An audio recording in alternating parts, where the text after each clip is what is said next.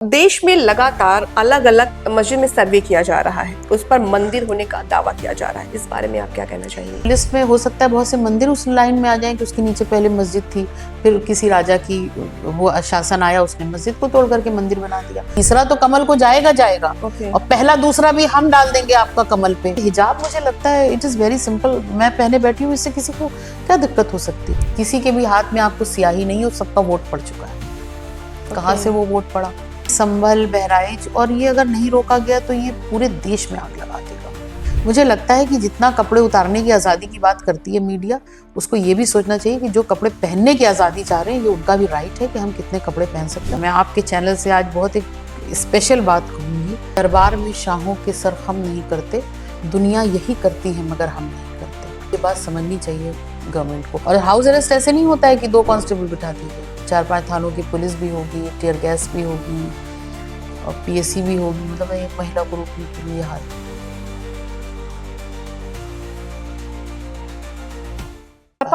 सपा में कई दल गठबंधन है, इंडिया गठबंधन है, तो जैसे कभी आपके सामने ऑफर आता है अदर दलों से, तो क्या आप कभी शामिल हो सकती हैं? कभी ख्याल आया मन में कि हाँ? देखिए, मैं आपको बताऊं, थोड़ा सा मेरी पॉलिटिक्स में फर्क है।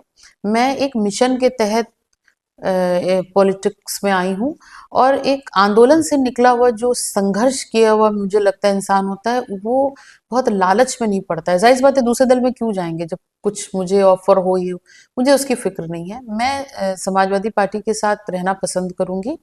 वो इसलिए क्योंकि मैंने आपको बताया कि मुझे एक परिवार जैसा अनुभव होता है।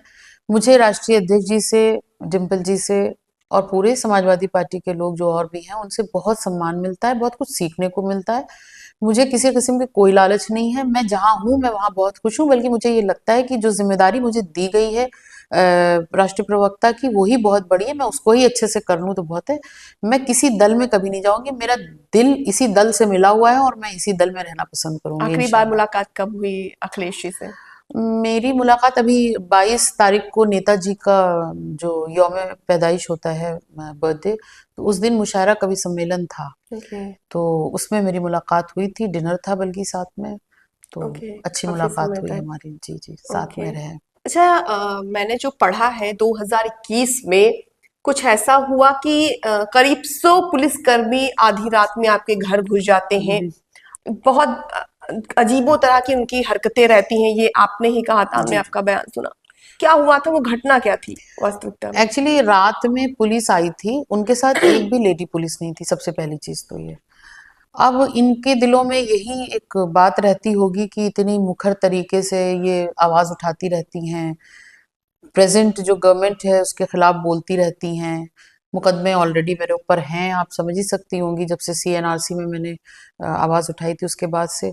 तो ये जो रात में पुलिस वालों, और सिर्फ वो खाली आए नहीं थे, उन्होंने, मेरी भांजी उस वक्त घर में थी, शी इज अबाउट 18-19 ईयर्स की है, तो उसके हाथ से मोबाइल छीना, मोबाइल छीन के लेके चले गए। बाद में हालांकि वो हमने फिर वापस लिया, काफी दिन बाद, हफ्ते 10 दिन बाद। लेकिन तो इन्होंने ये गवर्नमेंट की वो होगी कि कुछ इस तरीके का करा जाए कि ये लोग डर जाएं, चुप बैठ जाएं, आवाज ना निकालें। मेरे पापा भी बयान दे ही रहे थे उस जमाने में, मेरी तरफ से भी ये हो रहा था। लेकिन उनकी ये गलत फहमी है। मैं हमेशा जब भी लोगों से बात करती हूँ तो मैं एक शेर पढ़ती हूँ कि दरबार में शाहों के सर खम नहीं करते, दुनिया यही करती है मगर हम नहीं करते। आप जितनी भी, आपको जो भी करना हो, ये सर खम नहीं होगा आपके दरबार में। ये बात समझनी चाहिए गवर्नमेंट को। और ये मेरा संवैधानिक अधिकार है कि हम कानून के दायरे में रहते हुए अपनी आवाज बुलंद कर सकते हैं। तो इसमें दिक्कत किस बात की है? ये इनको खौफ है, और इसके लिए ये आए दिन पुलिस, मुझे तो मेरे ख्याल से हर थोड़े, अगर मैं ये लिख दूं अपने अकाउंट पे, इंस्टाग्राम या फेसबुक पे, कि आज मुझे फला जगह जाना है एहतिजाजी उसमें, तो मुझे हाउस अरेस्ट कर दिया जाता है। और हाउस अरेस्ट ऐसे नहीं होता है कि 2 कांस्टेबल बिठा दिए गए, 4-5 थानों की पुलिस भी होगी, टीयर गैस भी होगी और पीएससी भी होगी। मतलब एक महिला को रोकने के लिए हाल है लोगों का। तो ठीक है, अब इनके हाथ में सत्ता है, वो जिस तरह करना चाहें। हमारी आवाज ना फरियादी थी, ना होगी कभी। नहीं, इस दौरान एक और भी बात सामने आई थी कि जो आपके भाई हैं, उन्होंने खुद पर गोली की फायरिंग करवाई थी। ये सच था क्या? ये पुलिस द्वारा लगाया गया हुआ एक इल्जाम था। और उन पर जो फायरिंग हुई थी, अगर हम इस बात को भी मान ले कि इसी वजह से पुलिस आई थी, तो भी तो लेडी पुलिस रात में होनी चाहिए थी ना। बिल्कुल बिल्कुल। मतलब आप कानून को हाथ में थोड़े ले बिल्कुल सकते हैं। तो आप लेडी पुलिस लाते, पुलिस को, पुलिस पुलिस ही होती है, वो अंदर आती, आने के बाद महिलाओं से बैठ के बात करती, या उनको जो भी तलाशी आप किसी के बेडरूम में घुस जाएंगे। पुलिस, आपने वीडियो देखी होगी, कोई झूठ की बिल्कुल। बात नहीं, मेरे पास आज भी सब सेव है। पुलिस किसी के बेडरूम में घुस जाती है। तो आपको अगर अंदर ही सर्च ऑपरेशन करना था, तो आप लेडी पुलिस को भेजते, 10 12 20 25 100 50 जितनी भी भेजते, लेडी पुलिस भेजते ना। तो ये जो तरीका था काम करने का, ये सिर्फ डराने का था कि ये लोग डर जाएं, और ये जो बयान आ रहे हैं राणा साहब की तरफ से या मेरी तरफ से, ये बंद हो जाए। लेकिन फिर भी वो सर उठा के जिए और सर उठा के इस दुनिया से गए, और आखिर वक्त तक उन्होंने बिल्कुल इनके आगे गिव बिल्कुल अप नहीं किया। बिल्कुल। एक सवाल ले लेते हैं, हमारी जो दर्शक है साक्षी केशरवानी का, उनका ये सवाल है कि बांग्लादेश में हिंदुओं के खिलाफ हिंसा और उनके प्रति नफरत बढ़ रही है। क्या आपको लगता है कि भारत में मुस्लिम लोगों के साथ गलत होता है? कई बार आपने आरोप सुने होंगे, लगते हैं। अच्छा, साक्षी केशरवानी जी, आपने सवाल अच्छा किया है। थोड़ा सा इसको मैं एलैबोरेट करके बताऊंगी आपको कि एक तो बांग्लादेश में जो हिंसा हो रही है, वो हिंसा किसी स्पेसिफिक धर्म के खिलाफ नहीं हो रही है। शेख हसीना वहां पे जो पहले, इससे पहले थी, पीएम। पीएम थी, उनके समर्थक और उनकी छत्रछाया में जो लोग रहे, चाहे वो हिंदू हो या मुसलमान हो, ये हिंसा उनके खिलाफ हो रही है। तो पहली चीज तो ये टोटली पॉलिटिकल है जो भी हो रहा है। लेकिन चलिए हम उसको भी छोड़ देते हैं। जो भी वहां पे हमारे हिंदू भाई बहन या कारोबारी, जो भी जिनके खिलाफ हिंसा हो रही है, जिनके साथ ये हो रही है, तशद्दुद हो रहा है, हम सब उसके खिलाफ हैं। और बिल्कुल भी इस बात पे भारत सरकार से ये आह्वान करते हैं कि जो भी सख्त से सख्त कदम हो वो उठाया जाए। यूएन में आवाज उठानी हो या भारत सरकार जो भी और कदम उठा सकती है उठाए, क्योंकि इस वक्त पावर उनके हाथ में है। हम इस हैसियत में नहीं हैं, हम विपक्ष में हैं, और इस हैसियत में नहीं है कि हम कुछ कर सकते हो। हम जबानी तौर पर एहतिजाज दर्ज करा सकते हैं, और जितना सख्त एहतिजाज दर्ज कराना चाहिए हम उतना करा रहे हैं। लेकिन इस पर तुरंत कार्रवाई होनी चाहिए। लेकिन एक बात, इससे पहले क्योंकि आप बांग्लादेश की बात कर रही हैं, तो बहुत सारे ऐसे मुस्लिम, मेरे ख्याल से 52 53 कंट्रीज हैं जो टोटली मुस्लिम्स के हैं, जिसमें यूएई मुख्यतः, बहुत सारे हमारे गैर मुसलमान भाई बहन वहाँ पे जॉब करते हैं। इससे पहले मुसलमानों के ऊपर बहुत सारे तशद्दुद हुए, बहुत सारे दंगे हुए, लेकिन आपने कभी नहीं सुना होगा कि वहां पे उनके लिए कोई ऐसा हो, किसी को जॉब से निकाला हो या भेज दिया हो। ऐसा नहीं है, वो लोग ऐसा नहीं करते हैं। और ना तो मुझे लगता है कि इस्लाम ये सिखाता है। और खासकर अगर आप वहां पर माइनॉरिटी में हैं तो उनका पूरा ख्याल रखा जाता है। लेकिन बांग्लादेश का एक पूरा पॉलिटिकल सिनेरियो है। लेकिन वहां के प्रधानमंत्री की मुझे एक बात अच्छी लगी। वहां के अभी जो एग्जिस्टिंग प्राइम मिनिस्टर हैं, उन्होंने बार बार आह्वान कर रहे हैं कि हिंसा बंद होनी चाहिए। उसके लिए वो एफर्ट्स भी कर रहे हैं, और उसके साथ साथ उन्होंने मीडिया को और वहां के जो और पॉलिटिकल लोग हैं, शख्सियत हैं, उनको वहां जाने की पूरी खुली इजाजत दे रखी है। हमारे प्राइम मिनिस्टर की संभल पे चुप्पी, बहराइच पे चुप्पी, और इस तरीके की बहुत सारी चुप्पी देखने को मिलती है। तो बड़ा फर्क है। लेकिन मैं फिर कहूंगी, आपके चैनल के माध्यम से कहूंगी, वहां पर हो रही हिंसा के खिलाफ भारत सरकार को खड़ा होना चाहिए। हम सब अपने उन भाइयों और बहनों के साथ हैं जो वहां पर इस वक्त मुसीबत की घड़ी में हैं, जो हमारे हिंदू भाई बहन हैं, और जो हमसे हो सकेगा वो हम जरूर करेंगे।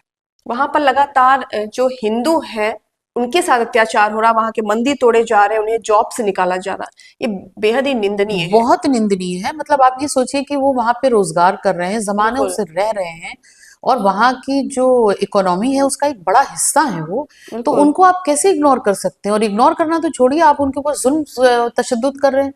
तो मुझे लगता है इस पर बहुत सख्त कदम उठाना चाहिए, और ये कदम यकीनी तौर पर कारगर साबित होगा। बाकी और बकिया मुल्कों में जो लोग रह रहे हैं, हमारे गैर मुसलमान भाई बहनें, उनके लिए भी कारगर साबित होगा। तो इस पर सख्त कार्रवाई होनी चाहिए।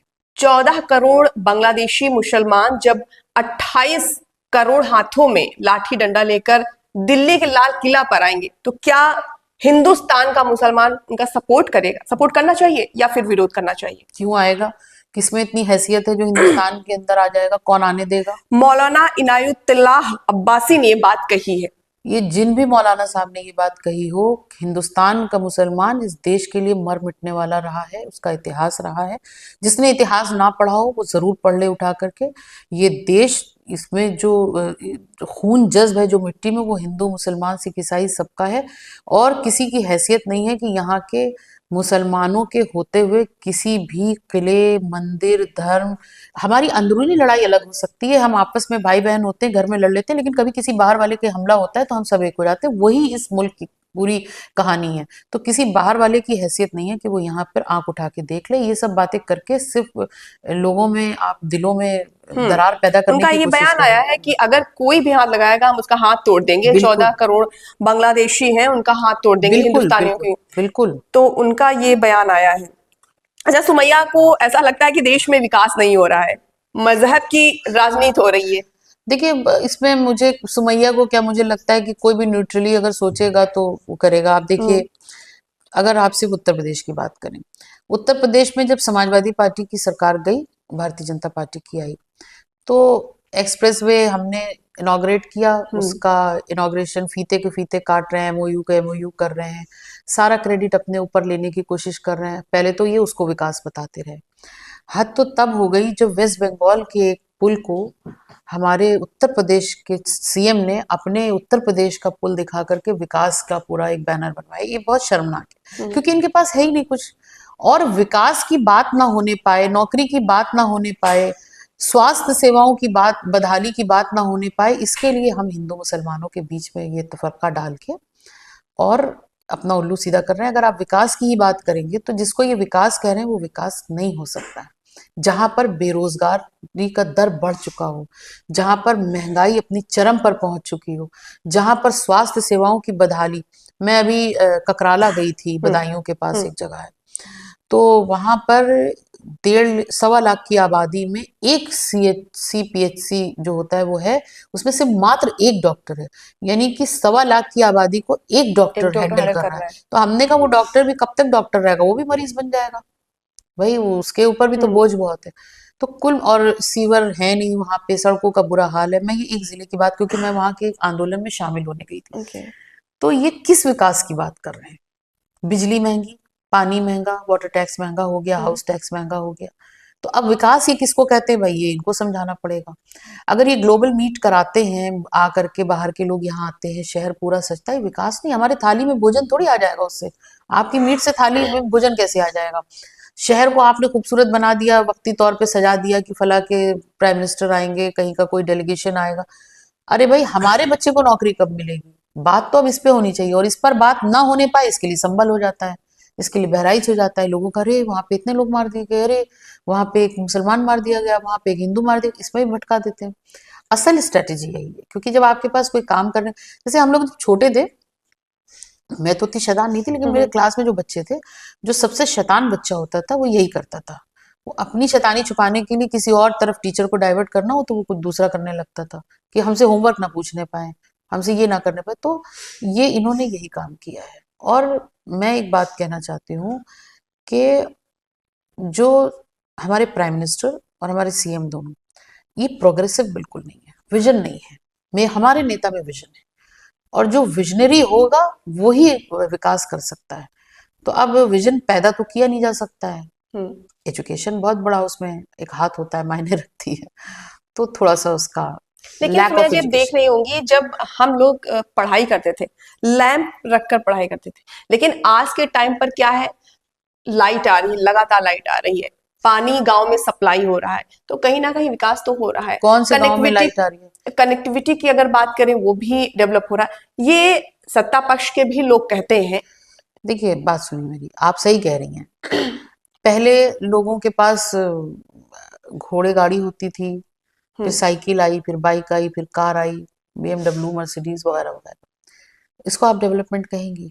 ये वक्त का चक्र है। जो नेसेसिटी है, जो अपग्रेड हो रही है, जो संसाधन अपग्रेड हो रहे हैं, ये उनमें से है। ठीक है, आप बिजली दे रहे हैं वो अच्छी बात है, बिजली का बिल कहाँ जा रहा है? प्राइवेटाइजेशन कर दे रहे हैं, जो उसमें नौकरी कर रहे हैं उनके घर में फाके हो रहे हैं। तो कहीं ना कहीं आप एक बल्ब जलाने के बाद बाकी पूरे में अंधेरा, यही तो हो रहा है ना। एक बल्ब की रोशनी से हम खुश हो जाएंगे, लेकिन जो पीछे उसके अंधेरा है उसको कैसे आप मैनेज करोगे? तो कुल मिला के जो बैलेंस है वो ये नहीं बना पा रहे। बल्ब जलना चिराग की जगह, ये अपग्रेडेड लाइफ की पहचान हो सकती है। डेवलपमेंट की पहचान नहीं है, माफ कीजिएगा। जी। लोकसभा चुनाव से पहले आपका एक बयान सामने आया था, उसमें आपने ये कहा था कि अ, भाजपा को हटाने का काम मुसलमान करेगा। फिर आपने देखा भी उपचुनाव हुआ, कुंदरकी सीट भी सपा के हाथ में गई, करहल की सीट। कुंदरकी में आप देख रहे हैं सबसे ज्यादा अगर आबादी है वो मुसलमानों की है, फिर क्यों मुसलमानों ने ही उनका चुना? और अभी आपने एक बात कही थी कि हरियाणा वो माफ कीजिएगा, किसानों ने भी इनका विरोध किया, हरियाणा में भी बीजेपी जीती, फिर कैसे? देखिए, सबसे पहली चीज तो ये कि अगर हम ये बात कहेंगे तो आपको शायद ये लगेगा कि ये बात निराधार है, क्योंकि बहुत से लोग इसको नहीं मानते हैं। ईवीएम एक उसका पहली चीज तो बहुत बड़ा हथकंडा है, जिसको बीजेपी ये समझती है कि जिस दिन ईवीएम से वोटिंग बंद हो जाएगी उस दिन हम सड़क पर होंगे, क्योंकि आप इंसानों में टेम्परिंग नहीं कर सकते। आपको समझाना बहुत मुश्किल काम है, उसकी सेटिंग चेंज करना बहुत आसान काम है मोबाइल की, आप समझ रही ना। तो मशीन की टेम्परिंग तो पॉसिबल है, जो वो कर रहे हैं, लेकिन इंसान तो आपका काम देखेगा, आपकी जो आपने वादे किए थे, इरादे किए थे, उसकी वो देखेगा। तो इन्होंने क्या किया कि पहले तो ईवीएम का सारा चक्कर खेल किया। मैंने जो बयान दिया था कि मुसलमान हटाने का काम करेगा, सबसे पहली चीज तो ये है कि मैंने मुसलमान लफ्ज नहीं इस्तेमाल किया था। मैंने कहा था वो लोग जो पीड़ित हैं, जो इनसे बिल्कुल क्षुब्ध हो गए हैं, जो परेशान हाल हैं, वो इनको हटाने का काम करेंगे। वो है पीडीए, पिछड़ा दलित दलित और अल्पसंख्यक अल्पसंख्यक, आदि बिल्कुल। आबादी आदिवासी, इस देश का जवान किसान। ये वो लोग हैं जो बहुत ज्यादा कुंठित हैं, जो इन्होंने इनके लिए कुछ भी नहीं किया सिवाय बयानबाजी के। रही बात कुंदरकी की या और भी ऐसी जगहों पर, इन्होंने, आप बता दीजिए, मीरापुर में इन्होंने वोट डालने दिया मुसलमानों को, इन्होंने कुंदरकी में वोट डालने दिया मुसलमानों को। आप यकीन मानेंगे, मेरे अपने कुछ लोग ऐसे जानने वाले हैं, बल्कि दूर की रिश्तेदारी लगती है मेरी, उस घर में 60 से 70 लोग हैं, मतलब पूरे उनके रिश्तेदारों में किसी के भी हाथ में आपको स्याही नहीं है, और सबका वोट पड़ चुका है। कहाँ ओके। से वो वोट पड़ा? आपने उन लोगों को घरों में कैद करके कहा जाओ जाओ जाओ वोट पड़ गया, जाओ जाओ। इस तरह का मुसलमानों का वोट से तो ये जीत ही जाएंगे। बात यहाँ मुसलमान हिंदू की नहीं है, बात यह है कि आप जिस कम्युनिटी पर जुल्म करेंगे वो आपके खिलाफ खड़ा होगा। वो दलित भी हो सकता है, वो पिछड़े भी हो सकते हैं, वो अल्पसंख्यक भी हो सकता है, वो आदि आदि आबादी भी हो सकती है। तो इन्होंने पहले तो ईवीएम में टैंपरिंग की। बॉम्बे में अभी आपने देखा होगा, बहुत बड़ा मुंबई में मसला आया कि एक साहब को सिर्फ 2 वोट मिले, जबकि उनके घर ही में 4 वोट थे। वो बेचारे ये तड़प गए कि मेरे 4 वोट में से 2 ही मिले, 2 कहाँ चले गए। इनकी ईवीएम मशीन की हालत ये है, इतनी ज्यादा अपग्रेडेड है कि 99% रात को जब जमा हो रही है तो भी चार्ज है वो मशीन। बहुत सारी चीजें हैं